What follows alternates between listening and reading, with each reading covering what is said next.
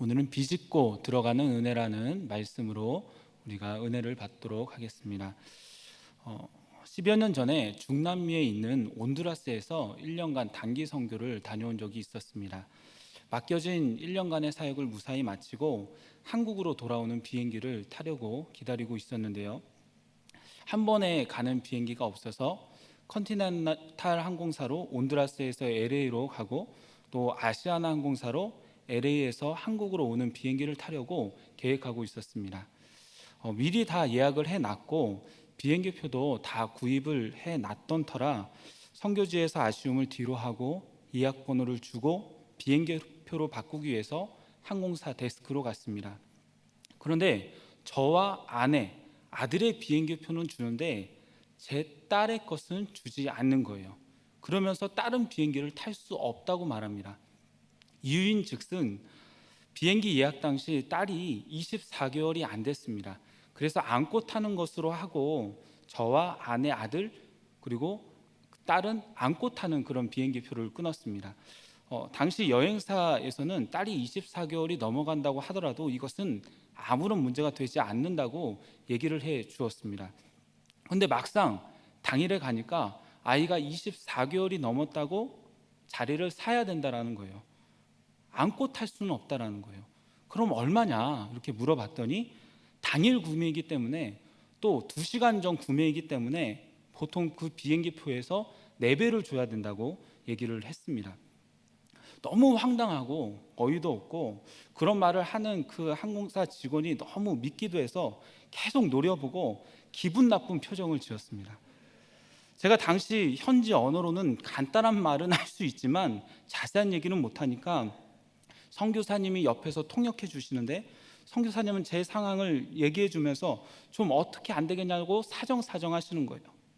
그런데 그 옆에 있던 저는 아직도 분위기가 쉬지 않고 화가 나서 맘 같아서는 뭐 이런 게 다 있냐, 다 그만둬라, 나 안 타겠다 이렇게 말을 하고 싶었습니다. 하지만 그렇게 화가 날 때 문득 이런 생각을 해봤습니다.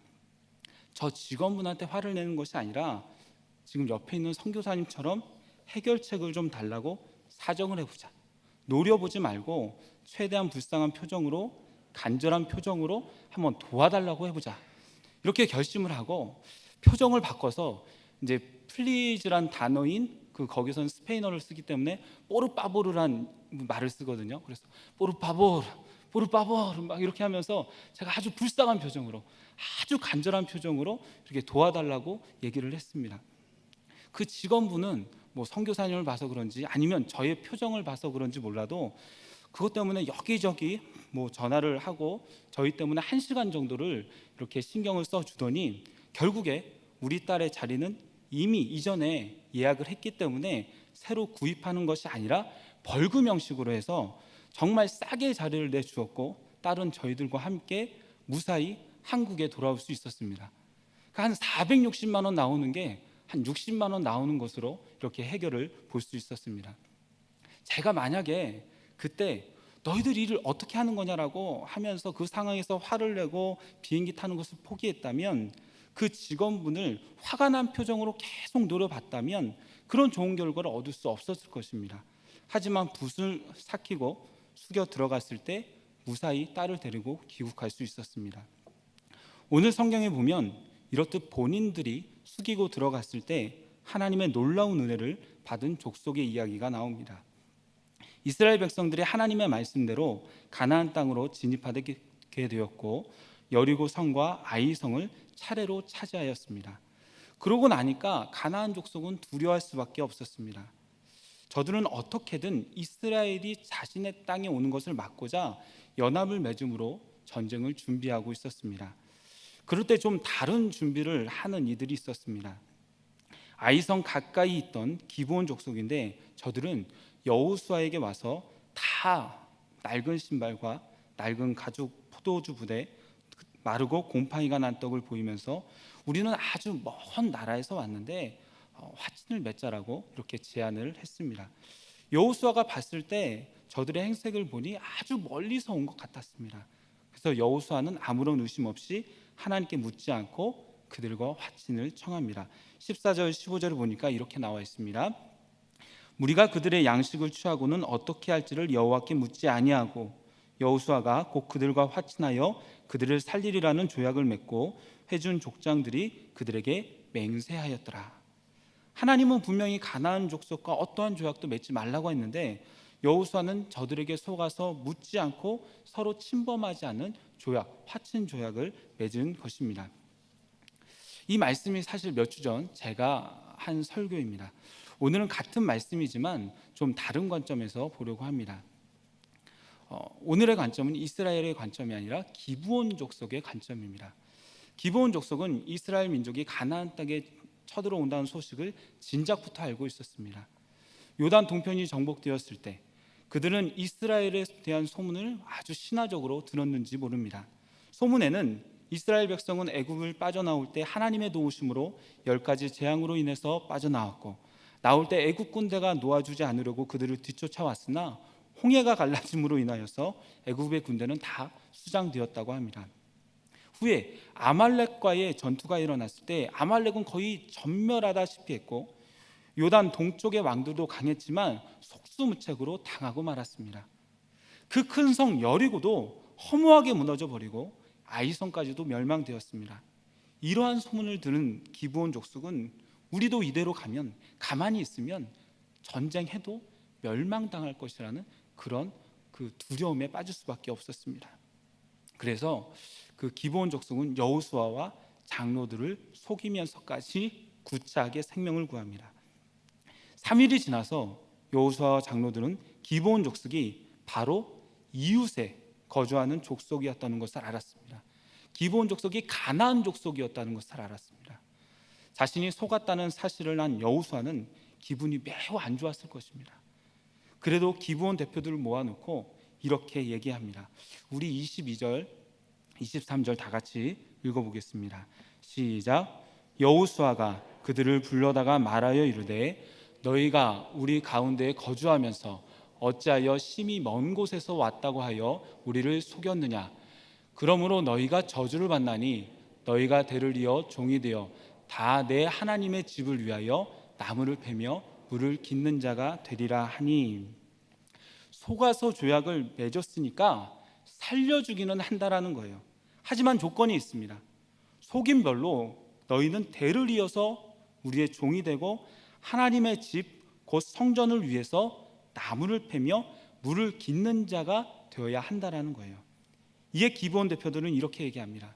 25절을 보시면 보소서, 이제 우리가 당신의 손에 있으니 당신의 의향에 좋고 옳은 대로 우리에게 행하소서, 이렇게 말을 합니다. 우리의 죽고 사는 것이 당신의 손에 있으니 종이 되어도 좋다는 것입니다. 그들은 이렇게 비굴하지만 목숨을 지키기 위해서 이스라엘의 종으로 살아도 좋다고 합니다. 그래서 이스라엘은 기브온을 계속 지켜주었고 하나님께서도 기브온을 지켜주었습니다. 그런데 이 화친이 문제가 돼요. 바로 이어서 10장에 보면 기브온이 이스라엘의 화친 조약을 맺었다는 소식을 듣고 가나안에 살던 왕들이 기브온이 배신했다고 하면서 예루살렘 왕 아도니세덱과 헤르본 왕 야르뭇 왕 라기스 에글룬 왕 등이 가나안 연합군을 만들어 기브온을 치고자 합니다. 이에 화친을 맺은 기브온은 이스라엘에게 도움을 청합니다. 10장 6절 7절에 보니까 이렇게 나와 있습니다. 기브온 사람들이 길갈 진영에 사람을 보내어 여호수아에게 전하되 당신의 종들 돕기를 더디게 하지 마시고 속히 우리에게 올라와 우리를 구하소서. 산지에 거주하는 아모리 사람의 왕들이 다 모여 우리를 치나이다 하며 여호수아가 모든 군사와 용사와 더불어 길갈에서 올라가니라. 위험에 처하자 기브온은 이스라엘에게 도움을 청했고 이스라엘은 기브온 족속을 도와주며 전쟁에서 이김으로 기브온을 위험에서 건져 주었습니다. 기브온 간의 약속을 지킨 것입니다. 또한 사무엘하 21장에 보면 이런 사건도 있습니다. PPT에 나오는데 제가 한번 읽어보겠습니다. 다윗의 시대에 해를 거듭하여 3년 기근이 있으므로 다윗이 여호와 앞에 간구하며 여호와께서 이르시되 이는 살과 피를 흘린 그의 집으로 말미암음이니 그가 기브온 사람을 죽였음이니라 하시니, 기브온 사람은 이스라엘 족속이 아니요 그들은 아모리 사람 중에서 남은 자라. 이스라엘 족속들이 전에 그들에게 맹세하였거늘. 이때는 어떤 때냐면 기브온과 확친을 맺은 지 400년이 지난 때였습니다. 다윗이 왕권을 잡고 있을 때 3년 동안 원인 모를 기근이 계속됩니다. 다윗은 나라가 기근으로 어려워지자 하나님께 기도합니다. 그러면서 묻습니다. 하나님, 왜 이렇게 3년 동안이나 기근이 오래되는 것입니까? 그때에 하나님께서 말씀해 주십니다. 다윗이 기브온 족속에게 흘린 피로 말미암아서 그렇다. 다윗 전의 왕 사울이 통치할 당시에 이유 없이 기브온 족속을 많이 죽였다는 거예요. 추측하건대 순수한 혈통인 이스라엘을 유지하고자 이스라엘의 민족의 인기를 얻고자 그냥 기브온 족속을 아무 이유 없이 죽인 것 같습니다. 하지만 이미 400년이 지난 약속이기는 하지만 세월이 지나 아무도 기억을 못할 수 있는 약속이지만 하나님은 기브온간의 약속을 기억하셨습니다. 그래서 기브온 족속을 죽인 그 벌로 이스라엘을 기근으로 벌을 주셨고, 후에 다윗은 기브온 족속에게 어떻게 하면 사울이 너희들에게 범한 그 죄에 대해서 용서해 주겠느냐라고 물었고, 그들이 우리에게 사울의 후손을 내어 주십시오 라고 얘기했을 때 다윗이 사울의 후손들을 내어서 기브온 족속에게 주니까 기브온의 억울함이 풀림으로 다시 그 땅은 기근에서 풀려나 소출이 풍성한 땅으로 변화되었습니다. 이렇듯 기브온 족속은 이스라엘의 종이기는 했지만 초기 이스라엘 나라에서도 살려주겠다는 약속으로 말미암아서 살아날 수 있었고, 후에 하나님께서도 그 약속을 기억하셔서 다윗 시대에도 사울이 괴롭힌 것에 대한 징계를 내려주셨습니다. 여러분이 보시기에 기브온이 살아난 것이 축복 같습니까? 아니면 저주 같습니까? 여호수아가 한 말대로라면 오늘 본문 23절에 보니까 너희가 저주를 받나니 라고 했습니다. 저주를 받아서 종이 되어서 하나님의 집을 위하여 나무를 패며 물깃는 자가 된다고 했습니다. 여호수아의 말대로 그들은 저주를 받은 것입니까? 저는 말씀을 보면서 그들이 비록 속여서 살아남을 받고 이스라엘 백성들 사이에서 종으로 비굴하게 살아간다고 하더라도 저는 그들의 삶이 축복된 삶이고 복된 삶이라고 생각합니다. 왜냐하면 저들은 명예를 버리고 자유를 버리기는 했지만 제일 중요한 하나님을 얻었기 때문입니다. 전에는 하나님이 그들의 편이 아니었습니다. 멸망당할 수밖에 없는 이방인이었습니다. 가나안 족속이었습니다. 하지만 이제는 화친으로 인해서 하나님의 그들의 아버지가 되어주시고 보호자가 되어주시고 저들의 편이 되어주셨습니다. 또한 그들이 하는 일이 무엇입니까? 23절을 보니까 하나님의 집을 위하여 나무를 패며 물을 깃는 일입니다. 비록 여호와의 성전에서 수종드리는 일이긴 하지만 매일매일 제사하고 하나님을 찬양하는 것을 들으면서 지내는 일입니다. 이게 얼마나 복된 일입니까? 그래서 시편 84편 10절에 보면 이런 말씀이 있죠. 우리 한번 따라서 다 같이 한번 읽어보겠습니다. 시작. 주의 궁전에서의 한날이 다른 곳에서의 첫날보다 나은즉 악인의 장막에 사는 것보다 내 하나님의 성전 문지기로 있는 것이 좋사오니. 여러분에게도 이러한 고백이 있었으면 좋겠습니다. 하루를 살더라도 주님과 함께하고 주님과 동행하고 주님께 영광 돌리며 살아가는 그런 신앙인이 되었으면 좋겠습니다. 세상 속에서 쾌락으로 첫날을 사는 것보다 성전에서 하루를 사는 것이 더 기쁘고 즐거운 일이라고 여겼으면 좋겠습니다. 그러기에 종이 되었지만 하나님의 소유가 되고 하나님의 백성이 되고 성전에서 일을 하며 하나님을 찬양하고 하나님을 경배하는 그런 기브온 족속은 은혜를 받은 것입니다. 이전에 제가 사역하던 교회 사모님께 목사님과 어떻게 결혼을 했느냐라고 물어본 적이 있습니다. 사모님으로 사는 것이 두렵지는 않았느냐 그렇게 한번 여쭤봤습니다. 그때 사모님의 대답이 아직도 기억에 남습니다. 열심히 교회에 다니고 예수님을 믿는 그런 여자 청년이라면 한 번쯤은 나도 사모가 되면 어떨까라는 생각을 가진답니다. 물론 안 가질 수도 있지만 가지는 경우가 종종 있습니다. 본인도 나도 사모를 해볼까라는 생각을 가져본 적이 있는데 아무리 생각해도 본인은 자기 자신은 그 능력과 실력이 안 된다라는 그런 생각을 했답니다. 사모의 자격이 없다라는 거예요. 그래서 일찌감치 포기하고 마음의 소원을 갖기를 대신 관리 집사님이나 관리 집사님 부인이 돼야 되겠다 이런 생각을 했답니다.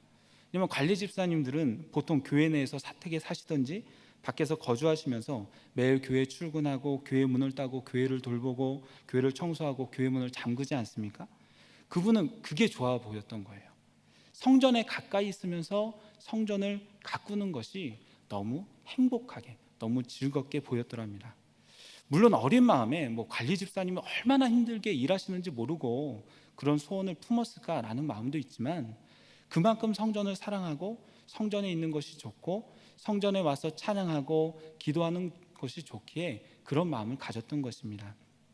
그 얘기를 듣고 남편 목사님은 그래, 보통 사람들은 사모의 자격이 아니라 사모님의 생활이 힘들고 고달픈 길이라고 해서 그 길을 가지 않는데, 이분은 자격 없는 자신을 불러주셔서 정말 자신이 그런 일들을 감당하는 것이 감사하게 생각하면서 하나님의 일을 하고자 하니 이 사람이야말로 내 신부감이다 라고 하면서 결혼을 굳혔다는 것입니다. 아무리 그 길이 힘들고 어려워도 포기할 사람이 아니라고 생각을 한 것입니다. 예수님을 믿으면서도 세상 속에서 쾌락을 쫓으며 사는 사람은 또 여전히 주님보다 다른 것이 좋고 주님을 예배하는 것보다 다른 즐거움을 쫓는 사람은 이 이야기가 별로 마음에 닿지 않을 수 있습니다. 하지만 한 번이라도 주님을 만난 사람이라면, 그 주님을 사랑했던 사람이라면, 또 여전히 주님을 사랑하고 주님과 같이 있는 것이 즐거운 사람이라면 저희 말을 이해할 수 있을 거라고 생각합니다. 이것은 마치 우리나라 최고의 음식점에 저녁에 초대를 받았다면, 생각이 있는 사람이라면 맛있는 것을 먹기 위해서 기대감을 가질 거예요. 그래서 점심을 조금만 먹고 저녁을 먹을 기대를 가질 겁니다. 그런데 그걸 경험하지 못한 사람은, 그걸 경험하지 못한 아이들은 잠깐의 배고픔을 참지 못하고 집에서 라면을 먹고 배부른 상태에서 음식점에 가는 것과 같습니다. 천국의 기쁨을 아는 사람이라면, 은혜의 그 즐거움과 기쁨을 아는 사람이라면, 저 천국의 소망을 가진 사람이라면 최고의 저녁 초대와 같은 주님 안에 있는 즐거움을 누리지만, 이 세상의 안락과 기쁨, 놀이 등 썩어 없어질 것으로 채우려고 하는 사람은 라면으로 배를 채우고 더 좋은 것을 채우지 못하는 것처럼 세상적인 것만으로 채우고 천국의 기쁨을 소유하지 못한다는 것입니다. 아무런 상급도 갖지 못한다는 거예요. 그러기에 기브온 족속이 비록 종의 신분으로 성전에서 나무를 패며 물을 깃는다고 할지라도 그들은 이제 하나님의 백성이 되었고 하나님의 보호를 받으며 살아가며 하나님을 찬양하는 그 삶의 자리에 있는 것만으로도 저는 그들이 비굴한 행동이 아니라 가장 현명한 행동으로 목숨을 보존했다는 생각이 듭니다. 하나님의 저주를 하나님의 축복으로 바꿔버린 너무 엄청난, 너무 좋은 선택을 했다라는 것입니다. 오늘 설교의 말씀의 제목을 비집고 들어가는 은혜라고 잡아보았습니다. 기브온은 살기 위해서 비굴하게 행동을 했고 그 결과를 맞이했습니다. 죽을 수밖에 없었지만 어떻게든 살려고 발버둥 틀면서 비집고 이스라엘 공동체에, 그것도 종으로서 들어왔습니다. 이것을 보며 그 당시에 전쟁을 준비하던 나라들은 저렇게까지라도 해서 살아가야 되나, 꼭 저런 식으로 비굴하게 종이 되어야 되나라고 생각했을 수 있습니다. 어쩌면 기브온 백성들 가운데서도 나는 이 결정에 반대합니다, 나는 자유인이 좋지 이스라엘 종으로는 들어가서 살 수 없습니다라고 말을 했던 사람들도 있을 수 있습니다. 하지만 살아서 종으로 들어가고 성전에서 일을 하는 것이 진정 저주가 아니라 축복이라고 생각하고, 여러분도 이 말씀에 동의한다면 저는 우리들의 신앙생활도 기브온 주민들 같이 해야 된다고 생각을 합니다. 비집고 들어가야 된다고 생각을 해요. 예배의 자리에, 기도의 자리에, 성경 공부의 자리에, 봉사의 자리에 비집고 들어가서 은혜 받기를 사모하며 나아갔으면 좋겠습니다. 그게 은혜고 그게 진정한 축복입니다. 몇 달 전에 온라인 예배를 드리다가 예배당 예배가 재개되고 새벽 예배가 재개되었을 때 제가 아직 누군지 잘 많이 파악하지 못해서 잘은 모르겠지만 제가 그때 어떤 분을 마주쳐서 엘리베이터 안에서 그분께 물었습니다. 권사님, 새벽기도 드리게 되니까 너무 좋으시죠? 그러니까 하니까 그분이 이렇게 말해요. 너무 좋다는 거예요. 너무 좋다는 거예요. 정말 이 다시 새벽 예배 여는 것을 사모했다는 거예요. 은혜의 자리를 사모했다는 것입니다. 물론 어디에서든지 은혜를 받을 수 있지만 예배의 자리, 은혜의 자리를 사모하는 것은 그리스도인의 본분이고 그리스도인의 의무고 또한 그리스도인의 특권입니다. 세상적인 문제를 인간적인 방법만이 아니라 또한 주님께 기도하며 해결해 나가시기를 바랍니다. 신앙인으로서 시대의 여러 상황에 대해서 위축되는 것이 아니라 이럴 때일수록 더욱 기도함으로 끼어 있어서 하나님이 시대를 주관하신다는 사실을 믿고 기도하며 더욱더 나아갔으면 좋겠습니다. 예배의 자리, 나는 은혜의 자리 나는 무서워서 못하겠다, 나는 여기 무서워서 못 오겠다가 아니라 정말 하나님이 주시는 은혜를 더욱더 기대하고 사모하면서 주께서 주시는 은혜를 마음껏 누릴 수 있는 그 사모함과 열정이 저와 여러분 가운데 있기를 소망합니다.